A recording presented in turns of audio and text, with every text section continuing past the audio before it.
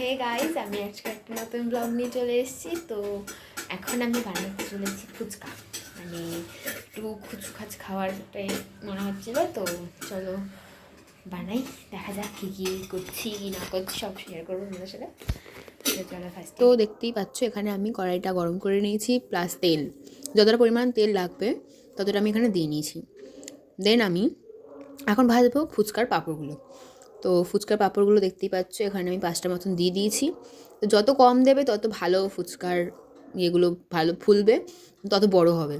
তো আমি হালকা, বেশি আঁচ দেবে না তাহলে কিন্তু ফুচকার পাঁপড়গুলো পুড়ে যাবে। তো আমি এখন হালকা আঁচেই, মোটামুটি গরম হয়ে গেছে ততটা আঁচ রেখেই ফুচকার পাঁপড়গুলো আস্তে আস্তে করে কিন্তু নেড়ে চেড়ে ভেজে নিচ্ছি। তো ফুচকার পাঁপড়গুলো কিন্তু ভাজা হয়ে গেছে, এখন দেখতেই পাচ্ছ আমি কিন্তু অনেকগুলো একসাথে ভেজে নিয়েছি আস্তে আস্তে করে। আবার আমি কিন্তু তেল গরম করে নিয়েছি এবং পরপর আমি মোটামুটি ভাজতে থাকবো। এখানে অনেকটা দিয়ে দিয়েছিলাম অনেকগুলো, এই কারণে একটুখানি ফুলতে টাইম লাগছিলো, কিন্তু ভালোই কিন্তু ফুলেছে, দেখতে পাচ্ছ পুরো ফুটবল হয়ে গেছে।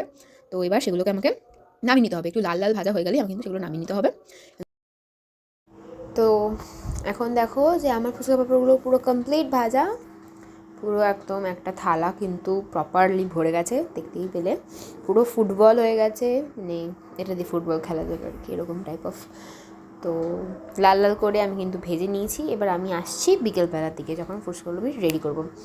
তো দেখো আমি এখন পুরো থালাটা তোমাদের একবার দেখিয়ে দিই, না দেখি থাকতে পারছি না যে কতটা ফুলেছে আর কত সুন্দর বড় লাগছে। দেখো এখন আমি খেয়ে দিয়ে লাঞ্চ ফাঞ্চ রেডি, মানে একদম কমপ্লিট করার পর এখন আমি বসে আছি আর রিল্যাক্স করছি গাইস।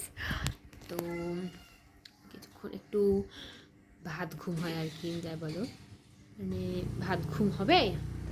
দেন তারপর আমি কী বলবো, একটু উঠবো 5টার সময়, উঠে তোমাদের সাথে আবার শুরু করবো একটা জিনিস, যে আজকে যে ফুচকাটা বানাবো তার তো একটা রেসিপি দরকার সবার।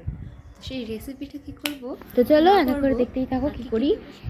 এখানে দেখতে পাচ্ছ আমি কিন্তু তেঁতুল গোলা জলটা নিয়ে নিয়েছি, আমি আগে থেকেই জলটা কিন্তু গুলিয়ে রেখেছিলাম।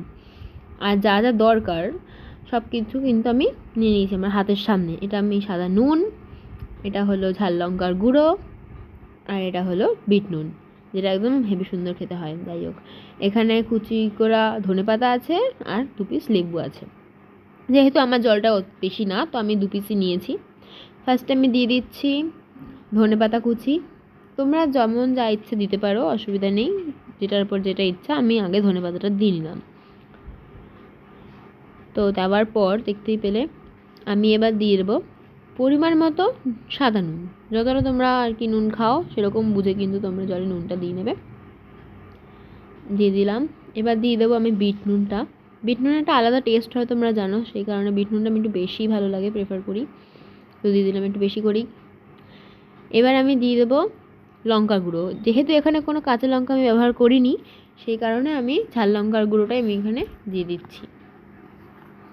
তো দেখতেই পেলে এখানে পরিমাণ মতো লঙ্কার গুঁড়ো দিয়ে নিলাম, যতটা পরিমাণ তোমরা ঝাল খাবে বা কিছু খাবে। তো এর মধ্যে বা দিয়ে দেবো লেবুর রস। শোনো গাইস, লেবুতে রস থাকুক কি না থাকুক, লেবুর যে গন্ধ, একটা গন্ধরাজ লেবুর, মানে কোনো কথা হবে না বস, একদম মানে কী বলবো, ফুচকা একদম জমে ক্ষীর, তখন কিছু বলার থাকে না আর তখন। তো আমি 2 পিস দিয়েছি, কারণ কি আমার তেঁতুল গলার জলে অনেকটা মানে তেঁতুল ছিল, অনেকটা টক হয়ে যাবে, এই কারণে আমি 2 পিসই দিয়েছি। আর ছোকরাগুলো দিয়ে দিলে আর টেস্টটা বেশি হয়।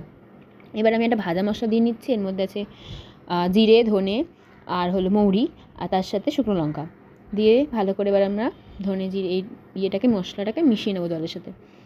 তো মিশিয়ে নিচ্ছি, দেখতেই পেলে কত সুন্দর লাগছে, তোমরা নিশ্চয়ই দেখতে পাচ্ছ গাইস, মানে একদম পুরো দোকানের মতো লাগছে। তো তোমাদেরকে ফুচকা ভাজা থেকে শুরু করে টক জল সব কিছু দেখানো হয়ে গেছে, এবার পালা আলু মাখার।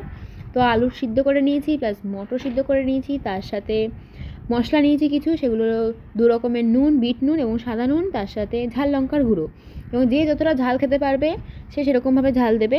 তো আমি এখানে 3টা কাঁচা লঙ্কাও ব্যবহার করেছি এবং কিছুটা ধনেপাতা কুচি।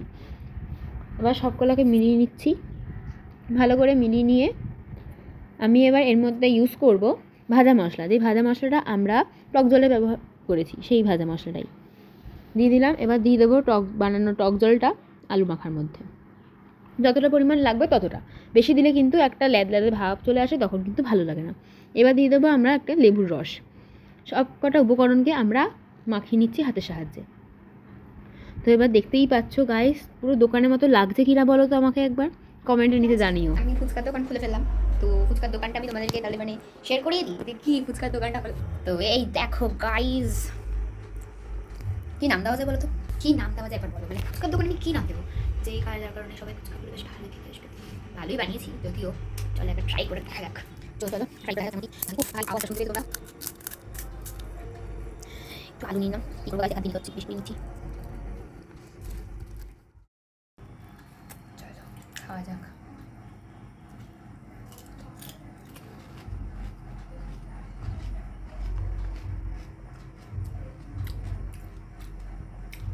মারাত্মক লাগে ভাই, মারাত্মক লাগে, মারাত্মক।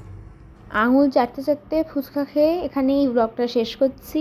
তোমাদের সাথে দেখা হচ্ছে পরের ব্লগে, চলো।